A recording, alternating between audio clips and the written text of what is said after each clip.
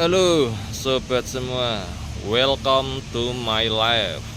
Selamat datang di dunia konstruksi, dunia kerjaan saya tiap sehari-hari. Oke sobat, kemarin ada tanya, Pak, berapa sih gaji staf yang ada di proyeknya Bapak? Oke, di sini saya akan menyebutkan ya. Staf saya sendiri itu kurang lebih ada 4 orang. Yang pertama itu sebagai mekanik, yang kedua sebagai QS, yang ketiga sebagai pelaksana, dan yang keempat sebagai surveyor, dan saya sendiri sebagai set manager, paling mentok ya, pimpinan project. Untuk gaji mekanik itu di sekitaran kurang lebih antara 6 sampai 7 juta. Untuk gaji surveyor itu kurang lebih di sekitaran 5 sampai 7,5 juta. Dan untuk gaji QS atau quantity surveyor itu kurang lebih kisaran di sekitar 6 sampai 8 juta. Kalau di gajian pelaksana atau lebih ke supervisor itu kurang lebih kisaran 8 sampai 10 juta.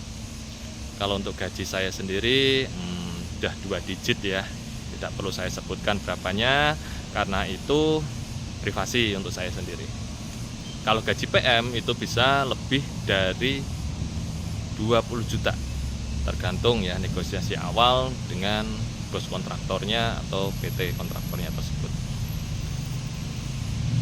Kenapa bisa berbeda-beda? Itu karena tergantung dari spesifikasi teknisnya yang dibutuhkan dan spesifikasi tenaga ahli. Karena kalau sudah sekelas manajer, rata-rata gaji tersebut sudah mencakup di atas 10 juta ke atas. Bisa 11 juta, bisa 12 juta, bahkan bisa sampai mau 20 juta kalau sekelas set manager seperti saya. Tapi kalau sekelas project manager itu bisa lebih dari 20 juta. Bahkan bisa melebihi gaji lebih dari 30 juta. Untuk pertanggungjawabannya pun juga sudah berbeda-beda ya sobat ya. Sekelas SM itu bertanggungjawabkan penuh terhadap proyek yang dipegang. Kalau saya difokuskan untuk satu proyek, saya akan mempertanggungjawabkan tugas saya sebagai set manager di proyek tersebut.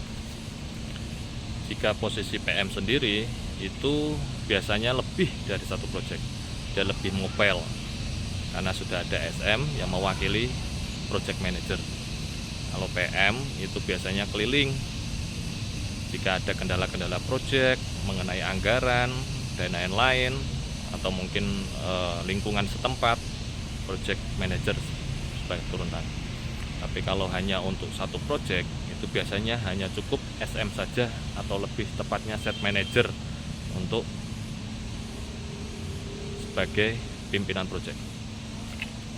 Jadi gaji-gaji tersebut buat untuk acuan aja ya, bukan sebagai untuk pedoman. Kalau mungkin teman-teman besok pengen terjun di dunia konstruksi yang sudah memiliki pengalaman, yang sudah memiliki ijazah S1 utamanya, itu harus benar-benar punya skill jika ingin seperti saya, punya kemampuan kepemimpinan, punya planning agar supaya prestasi teman-teman semua itu cepat naik. Karena yang dinilai itu dari beberapa aspek. Yang pertama kepemimpinan, yang kedua bisa skill, yang ketiga pengalaman. Pengalaman lebih yang menentukan. Oke sobat semua, segitu aja. Terima kasih, semua video ini bermanfaat untuk sobat-sobat semua. Dan jika sobat-sobat semua suka dengan video saya, silahkan follow, like, dan komen. Terima kasih. Assalamualaikum warahmatullahi wabarakatuh.